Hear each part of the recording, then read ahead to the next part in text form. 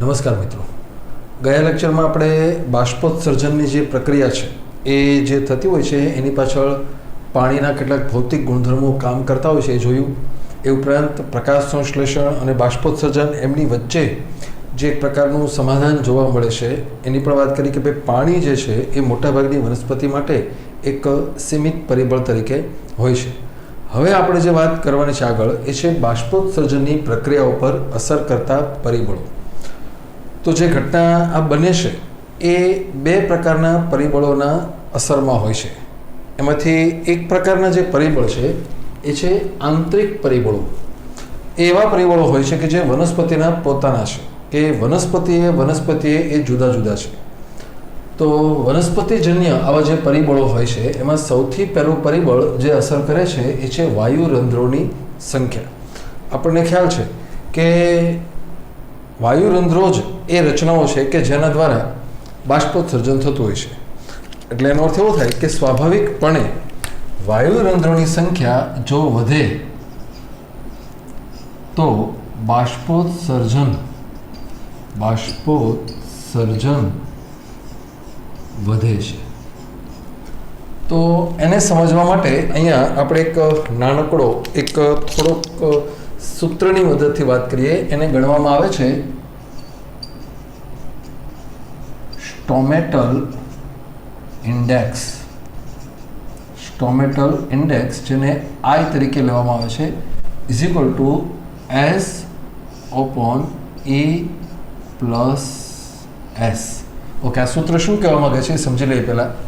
તો તમારે શું કરવાનું છે કે કોઈ પણ એક પર્ણ હોય એ પર્ણનું ઉપરનું જે અધિસ્તર હોય એનું એક પાતળું પડ લઈને માઇક્રોસ્કોપમાં જોવાનું છે.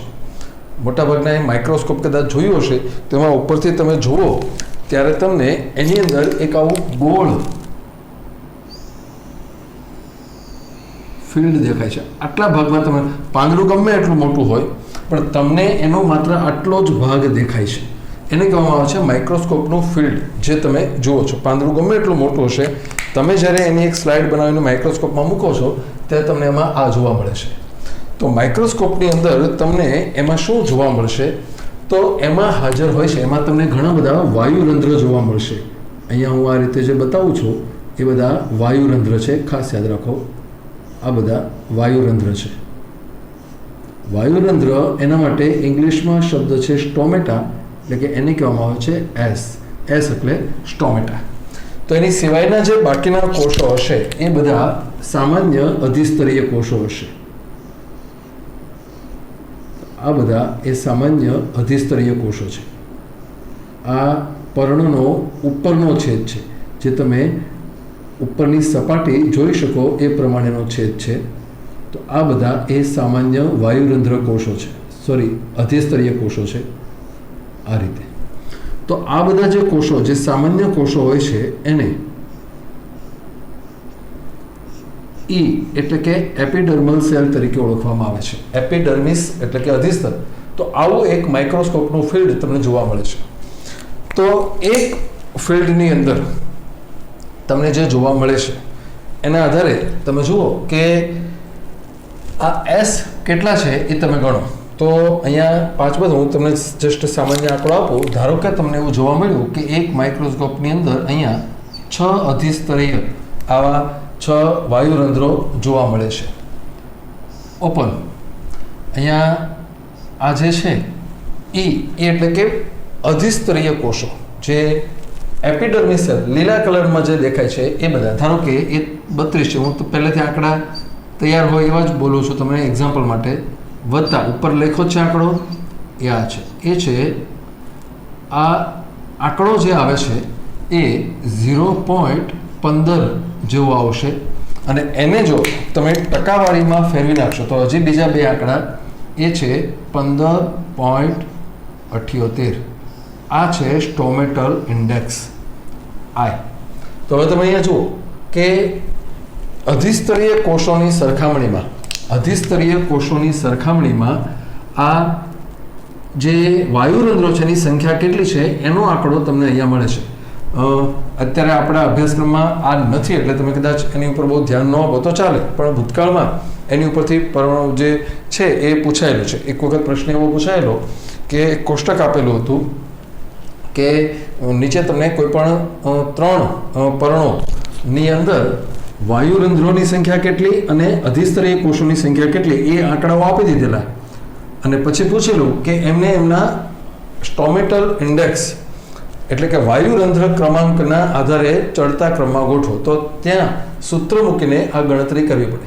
તો અહીંયા ખાસ યાદ રાખજો કે ધારો કે આ જ સ્થિતિમાં અહીંયા સ્ટોમેટા જે છે એ સ્ટોમેટાનું પ્રમાણ જો વધતું, ધારો કે અહીંયા 6 ની બદલે 12 થઈ જશે, તો ધીરે ધીરે સ્ટોમેટલ ઇન્ડેક્સ ઉપર આવશે, એટલે કે વધતો જશે.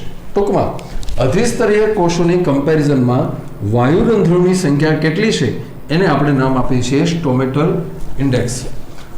ત્યારબાદ આપણે જોઈએ વાયુરંધ્રનું વિતરણ. તો શું અસર કરે છે? તો કે સૂર્ય જે છે પ્રકાશની સામે વાયુરંધ્રો વધે તો બાષ્પોત્સર્જન પણ વધે છે. પ્રકાશની સામે એટલે શું? તો આપણને ખ્યાલ છે કે ભાઈ એક પર્ણ છે, આ જે સપાટી છે એ પ્રકાશની સામે હશે, આ એની વિરુદ્ધ દિશામાં છે. તો અહીંયા જેટલા વાયુરંધ્રો વધુ એટલું બાષ્પોત્સર્જન વધુ, કારણ કે વાયુરંધ્રો ખુલશે વધુ.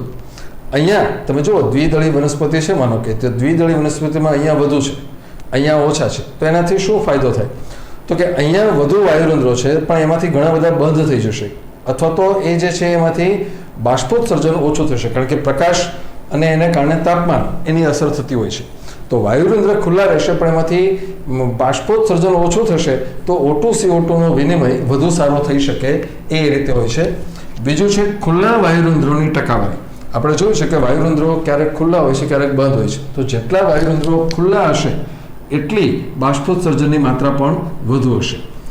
બીજો મુદ્દો છે વનસ્પતિમાં પાણીની હાજરી. ઓકે, તો આપણે જાણીએ છીએ કે બાષ્પોત્સર્જન એટલે પાણી ગુમાવવાની પ્રક્રિયા. હવે પાણી ગુમાવી ક્યારે શકે? જો હોય તો. એટલે જો વનસ્પતિમાં પાણી વધુ હશે તો બાષ્પોત્સર્જન વધુ હશે, વનસ્પતિમાં જો પાણી ઓછું હશે તો બાષ્પોત્સર્જન ઓછું હશે. ત્યારબાદ આપણે જોઈએ છીએ વાયુરંધ્રોની રચના. અહીંયા આપણે બે વસ્તુની કમ્પેરિઝન જોઈએ. તો એક છે જે સામાન્ય વાયુરંધ્રો આવે છે, સામાન્ય વાયુરંધ્ર એ કેવા હોય છે? તો સામાન્ય વાયુરંધ્રો જે હોય છે એ મોટા ભાગે આ રીતે હોય છે. એક આડો છેદ અહીંયા તમને આમ બતાવવામાં આવ્યો છે, આ અધિસ્તર છે,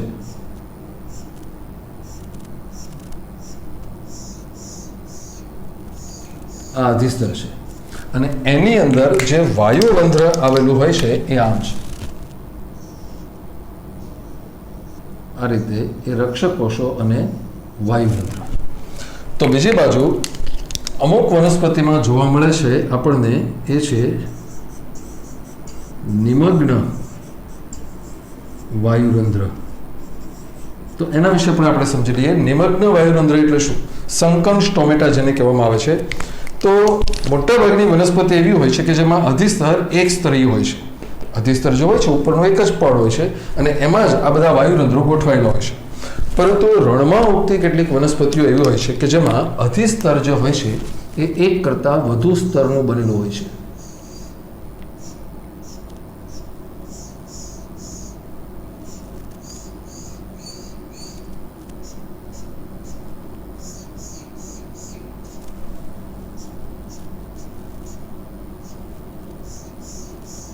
એક કરતાં વધુ સ્તરોનું બનેલું આ અધિસ્તર છે.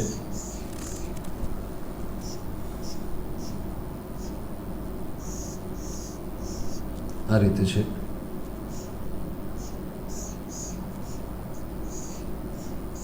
અને જે વાયુરંધ્ર હોય છે એ નીચેના સ્તરમાં આ રીતે ગોઠવાયેલું હોય છે રક્ષક કોષોની મદદથી. તો આનો શું ફાયદો થાય? આ બંને પરિસ્થિતિનો શું ફાયદો છે એ સમજો તમે. કે આ સંજોગોમાં શું થશે કે પ્રકાશ જે હોય છે, સૂર્યપ્રકાશ એ બધી દિશામાંથી સતત એની ઉપર આપાત થશે. એટલે કે સૂર્ય જ્યારે અહીંયા હશે, સૂર્યોદય વખતે પ્રકાશ પડશે, અહીંયા પણ પ્રકાશ પડશે, અહીંયા પણ પ્રકાશ પડે છે. આ બધી દિશામાંથી ટૂંકમાં સમગ્ર દિવસ દરમિયાન સતત એની પર પ્રકાશ પડતો હોય છે અને એમાંથી સતત બાષ્પોત્સર્જન થતું રહેશે. પરંતુ આ સંજોગોમાં શું થશે તો કે સૂર્યના કિરણો જે છે એ આમ જતા હશે ત્યારે એ આ રીતે આમ બાયફર્કેટ થઈ જશે. તમે જુઓ કે માત્ર ને માત્ર ઉપર તરફ જ્યારે સૂર્ય સંપૂર્ણપણે માથા ઉપર હશે ત્યારે જ એની ઉપર કિરણો પડશે. બાકીના સમયમાં એ આડાઅવળા બધા આમ વિખરાઈ જશે. પરિણામ એવું આવશે કે માત્ર આટલો જ ભાગ એવો છે, આ જ ભાગ એવો છે કે જે સમયગાળા દરમિયાન બાષ્પોત્સર્જન થશે, કારણ કે સૂર્યના કિરણો સીધા એની પર પડે છે. તો રણમાં ઉગતી જે વનસ્પતિઓ હોય છે એની અંદર શું જોવા મળે છે કે જેમ ખુલ્લા વાયુરંધ્રો ઉપર પ્રકાશ વધુ પડે એમ પાણી વધુ બહાર આવે છે. તો આવા સંજોગ આ પરિસ્થિતિમાં શું હશે, વાયુરંધ્ર ખુલ્લું હશે પરંતુ પ્રકાશ ઓછો પડવાને કારણે એમાંથી બાષ્પોત્સર્જન ઓછું થશે.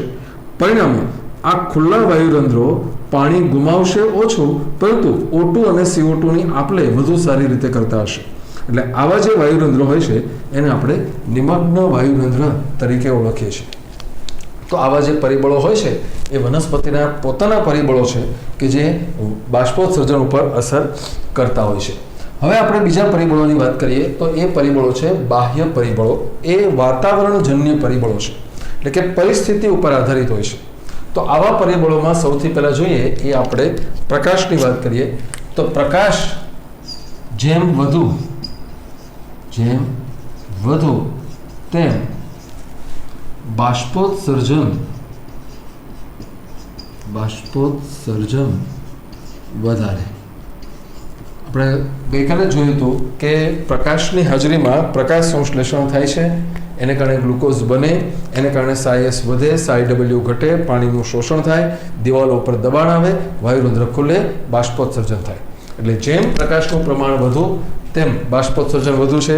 એ જ અસર તાપમાનની છે કે તાપમાન વધુ તેમ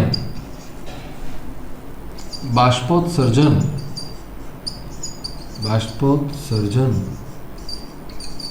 વધે. ઓકે, હવે આપણે વાત કરીએ ભેજ વિશે. ઓકે, તો એના માટે તમારે સમજવું પડશે કે બાષ્પોત્સર્જનની જે પ્રક્રિયા છે એ એક પ્રકારનું પ્રસરણ છે, પાણીની બાષ્પનું પ્રસરણ, જેને આપણે સામાન્ય ભાષામાં ભેજ પણ, વાતાવરણમાં પણ પાણીની બાષ્પ છે એને જ આપણે ભેજ કહીએ છીએ. તો આપણે આગળ જ્યારે પ્રસરણની બધી ઘટનાઓ ભણ્યા ત્યારે પણ વાત કરી હતી કે પ્રસરણ જે છે એ મોટાભાગે બે વિસ્તારો વચ્ચેના તફાવત ઉપર આધારિત હોય છે. જેમ તફાવત વધુ એમ પ્રસરણ ઝડપી. તો હવે શું થાય તો કે વનસ્પતિની અંદરના વાતાવરણમાં, પર્ણની અંદરના વાતાવરણની અંદર તો જે પાણી છે એ બરાબર એમનામ જ છે, પરંતુ વાતાવરણની અંદર જે ભેજ છે એ પણ એકચ્યુઅલી પાણી છે. તો અહીંયા આપણે એ નોંધવું પડશે કે આ ભેજનું પ્રમાણ, આ ભેજ જેમ વધારે હોય તેમ બાષ્પોત્સર્જન ઓછું થશે. કારણ કે જો ભેજ વધુ હશે તો એનો અર્થ એમ થયો કે પાણી વધુ છે.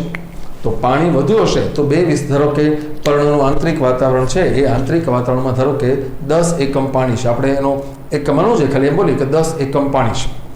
તો વાત અહીંયા આપણે હમણાં બીજી એક આકૃતિ દોરીએ ત્યારે આપણે વધારે સમજીએ.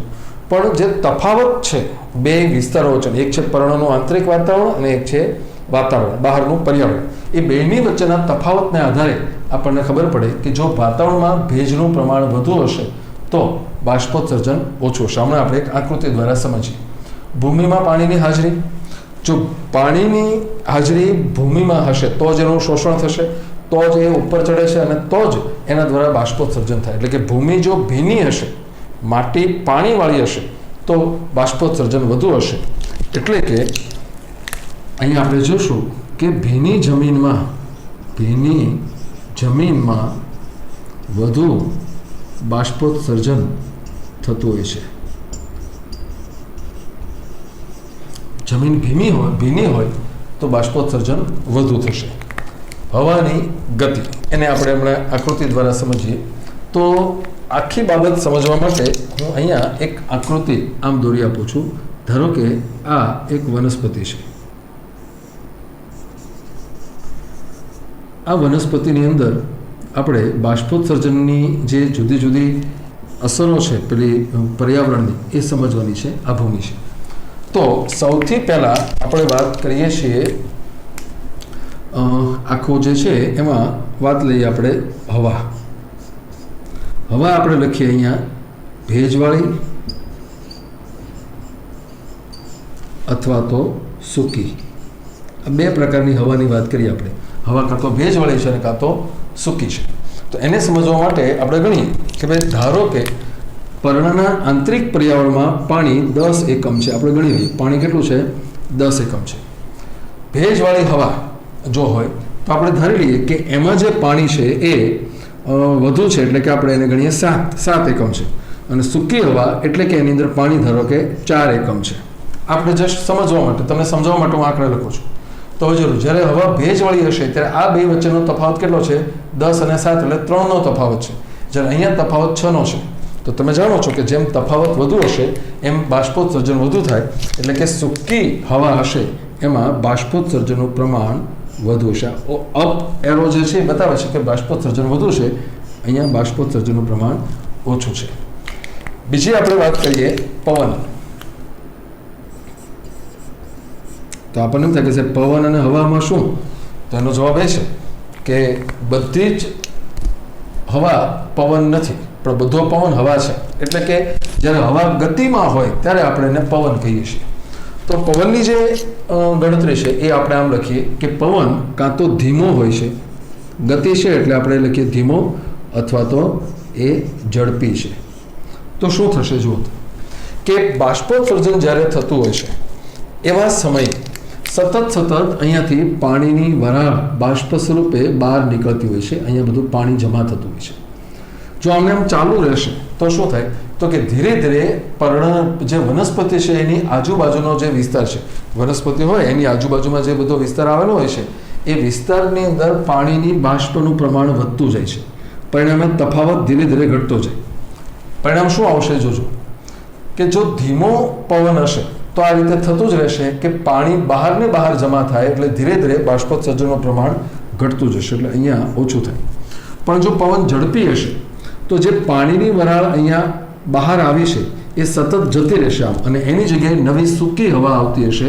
એટલે ફરી પાછું હવા સૂકી થઈ જાય અથવા તો વાતાવરણમાં ભેજ ઓછો થઈ જાય એટલે બાષ્પોત્સર્જન ઝડપી બને છે. એટલે આવી અસરો જોવા મળશે. ત્રીજી બાબત જે આપણે અહીંયા સમજવી છે એ છે ભૂમિ. ભૂમિ અહીંયા આપણે લખીએ સૂકી અથવા તો ભીની. તો હમણાં આપણે વાત કરીએ કે જો પાણી હશે, પાણીનું શોષણ જો અહીંથી થતું હશે તો જ એ પાણી ઉપર ચડશે અને તો જ એ પાણી અહીંથી વાતાવરણમાં બહાર જશે. એનો અર્થ એમ થયો કે જો ભૂમિ જે છે એ સૂકી હશે તો બાષ્પોત્સર્જન ઓછું હશે, ભૂમિ ભીની હશે તો બાષ્પોત્સર્જન વધુ હશે. એટલે આ બધી અસરો એ આપણને પર્યાવરણની જોવા મળે છે. એટલે અહીંયા તમને પ્રશ્ન પૂછી શકાય તો એક એક્ઝામ્પલ તરીકે ધારો કે આવું પૂછવામાં આવેલું છે, એક પ્રશ્ન આવો પૂછાયેલો છે. અહીંયા તમને કન્ડિશન આપેલી હોય, અહીંયા આપણે લખીએ હવા, પવન અને ભૂમિ, આ 3 પરિબળો આપેલા છે. એની સાથે સાથે અહીંયા ઓપ્શન છે. પહેલો ઓપ્શન, બીજો ઓપ્શન, ત્રીજો અને આ ચોથો. જસ્ટ એક્ઝામ્પલ તમને સમજાવવા માટે હું લખું છું અહીંયા. તો તમે જુઓ કે હવા જે છે, બધા આમ નામ બતાવી દઉં કે હવા એ સૂકી હોય, પવન ઝડપી હોય અને ભૂમિ ભીની હોય. આ અવસ્થામાં મહત્તમ, એટલે કે અહીંયા આપણે લખીએ આ જે પરિસ્થિતિ છે એમાં મહત્તમ બાષ્પોત્સર્જન થશે. તો બીજી બાજુ અહીંયા આપણે લખીએ કે જે હવા છે એ ભેજવાળી હોય, પવન ધીમો હોય અને ભૂમિ જે છે એ સૂકી હોય. આવી પરિસ્થિતિમાં લઘુત્તમ એટલે કે ઓછામાં ઓછું બાષ્પોત્સર્જન થશે. બાકીના જે અંકો છે અથવા તો જે બધી કન્ડિશન છે તમે થોડી બદલાવેલી હોય. દાખલા તરીકે અહીંયા લખેલું હોય સૂકી છે, હવા સૂકી છે, પવન ઝડપી છે, પરંતુ ભૂમિ જે છે એ સૂકી છે, આમ છે, કોરી ભૂમિ છે. તો આ બાજુ અહીંયા બદલાવેલું હોય કે ધારો કે આ ભેજવાળી હવા છે, પવન જે છે એ ઝડપી છે અને આ જે જમીન છે એ ભીની છે. ટૂંકમાં આવા અલગ અલગ ઓપ્શન બદલાવીને આપી શકે. પ્રશ્ન ગમે તે પૂછાય, તમને આવા ઓપ્શન આપેલા હોય, તમને પૂછો કે નીચેનામાંથી કઈ પરિસ્થિતિમાં મહત્તમ બાષ્પોત્સર્જન થશે, તો તમારે આ 3 વસ્તુઓ યાદ રાખવાની છે. હવા સૂકી હોય, પવન ઝડપી હોય અને ભૂમિ ભીની હોય. તો આ જે પરિસ્થિતિ છે લઘુત્તમ એ આ છે કે હવા ભેજવાળી હોય, પવન ધીમો હોય અને ભૂમિ સૂકી હોય. તો આ બધી પરિસ્થિતિ જે હોય છે એ બધી પર્યાવરણીય પરિસ્થિતિઓ એ બાષ્પોત્સર્જન ઉપર અસર દર્શાવતી હોય છે.